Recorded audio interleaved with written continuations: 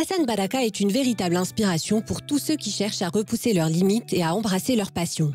Né à Tétouan en 1987, il a toujours considéré le sport comme une part essentielle de sa vie. Il se met à la nage en conditions extrêmes. Il relie l'Afrique à l'Europe via le détroit de Gibraltar, puis en 2014, il réussit à rallier les 5 continents et obtient le record Guinness de la traversée la plus rapide entre l'Égypte et l'Arabie Saoudite. Il s'est également spécialisé dans la natation en eau glacée avec un 1600 mètres à Khnefra, 2 Ice Miles à son actif ou encore une nage au pôle Nord. Dans cet épisode de Kalimat Riyadia, Hassan Baraka nous raconte ses aventures. Il revient également sur ce qui le pousse à se dépasser et à toujours aller de l'avant. كلمات رياضية بودكاست ديال المغربية للألعاب والرياضة من إنتاج لبنزوند.ma.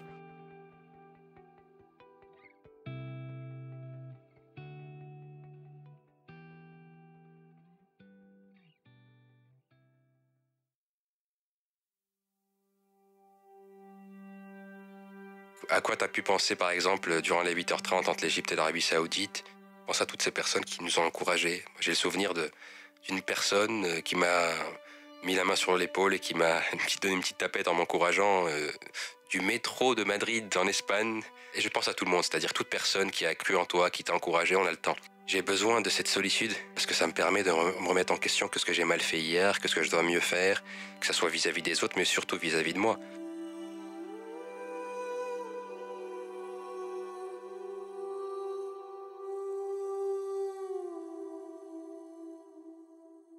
Hassan Baraka, sportif de l'extrême. Ma passion, c'est la natation et en parallèle, je suis aussi coach motivationnel. Tout a commencé dès l'âge de 4 ans. J'avais ce rêve de réussir dans le sport.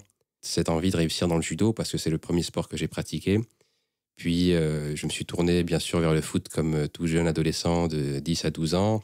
J'ai passé les tests au Real Madrid où j'ai pas été admis. Et là, j'ai commencé à faire aussi du rugby. J'ai joué en première division espagnole. Je suis allé en France. On commence à toucher un salaire pour des primes de match.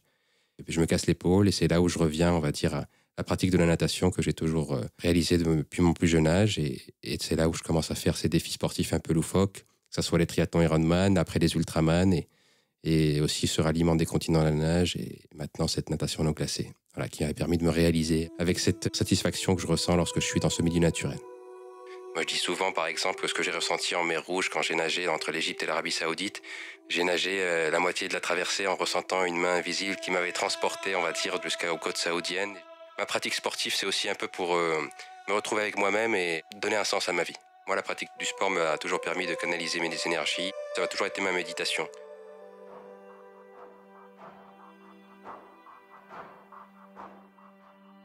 Je me suis positionné, on va dire, sur cet aventurier qui fait des défis, en train de lutter contre lui-même, en train de lutter contre ces idées négatives qui nous poussent à nous abandonner, au lieu d'être dans une compétition, on va dire, contre d'autres personnes, où il y aura toujours quelqu'un de plus fort ou quelqu'un de plus rapide. Aujourd'hui, ma force, c'est vraiment ma force mentale qui me permet de nager dans de l'eau glacée. Et lorsqu'on trouve, on va dire, sa force, c'est ce qui nous permet de trouver sa voie et d'aller vers ce qui nous remplit. J'ai pas peur de la mort, j'ai peur de l'abandon. J'ai tellement confiance en l'énergie de la nature, du cosmos, et je suis tellement croyant en Dieu que j'ai vraiment cette foi qui fait que j'ai pas peur dans ces moments difficiles. Je raconte cette anecdote en Papouasie-Nouvelle-Guinée lorsque j'ai été piqué par des méduses au bout de 3 heures et que j'ai nagé pendant 46 minutes de plus alors que j'avais un venin qui coulait dans mes veines et ça peut paralyser le cœur. Mais pourquoi j'ai pu faire ça? Parce qu'il y a toujours une marge de manœuvre si on connaît bien son corps.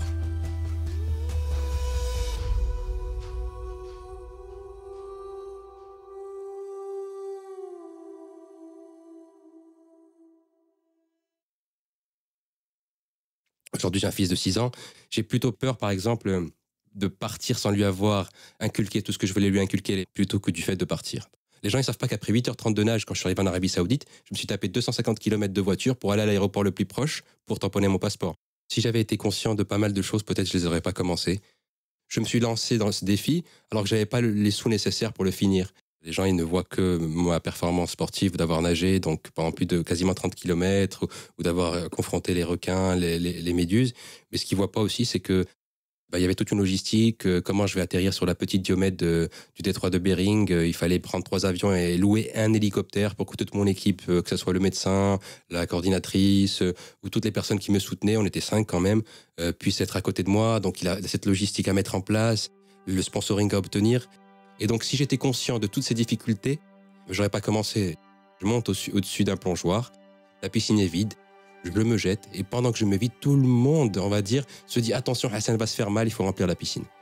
Parce que ma victoire, finalement, c'est celle des autres, qu'on arrive à ramener à son bateau, à ramener à sa cause. Si j'arrive à convaincre ma famille, mes proches, les personnes que j'apprécie, que ma victoire, c'est la leur, ça me permettra d'être moins stressé lorsque je réalise mes défis. Avec moins de stress, on a une meilleure performance. Déjà, les parents, ils me connaissent mon caractère depuis très jeune. Ils savent que s'ils ne sont pas avec moi, je finirai quand même par le faire. Donc, autant me soutenir depuis le début. Beaucoup de gens, par exemple, quand ils vont voir leur enfant dans une situation de danger, ils anticipent déjà ce qui peut arriver. Et donc, pour éviter tout cela, ils briment un peu l'enfant et ils ne le laissent pas exprimer sa joie. C'est un peu un truc égoïste dans le sens, j'ai pas envie de revivre ce que j'ai vécu peut-être avec l'accident qui a eu lieu il y a quelques semaines. Et donc, on va le brimer, l'enfant. Le corps finit par s'habituer à tout.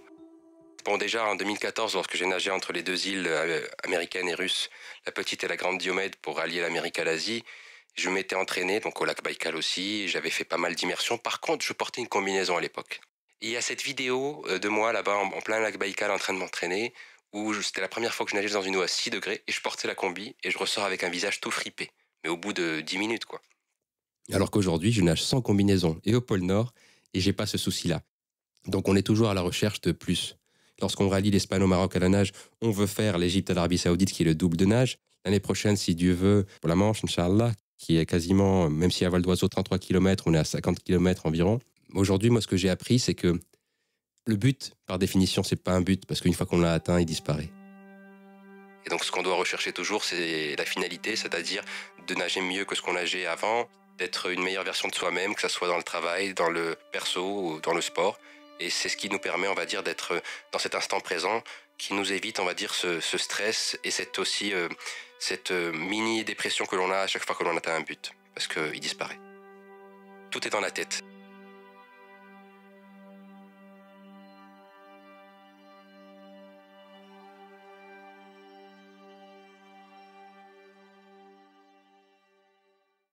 Je fais beaucoup d'ancrage, donc l'ancrage, mais tout ce qui est visualisation, mais aussi physiologiquement.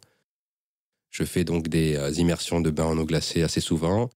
Je me douche avec l'eau froide quand c'est la saison. Et bien entendu, je prends du poids. Chaque saison d'hiver, je prends 10 kilos. Quand la saison d'hiver finit, je repère les 10 kilos. Et ça se ressent.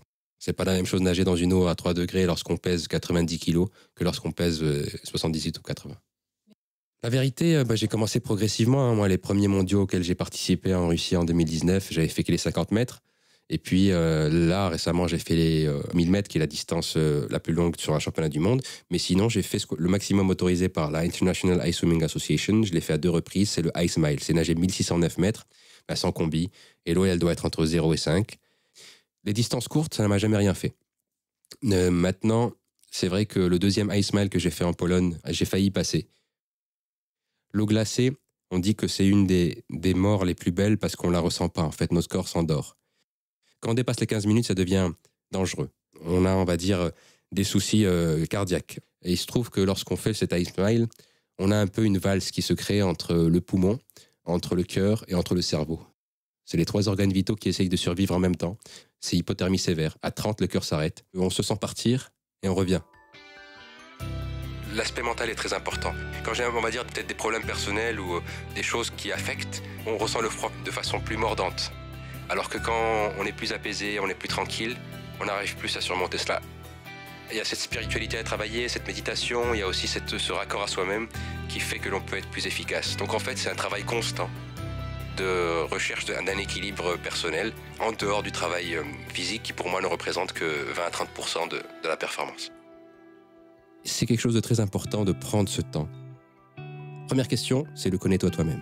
La deuxième question pour finaliser, qui est très importante, c'est pourquoi je suis là. C'est important parce que si je veux quelque chose pour moi, ça me permet d'être bien avec moi-même. Et si je suis bien avec moi-même, je peux donner aux autres.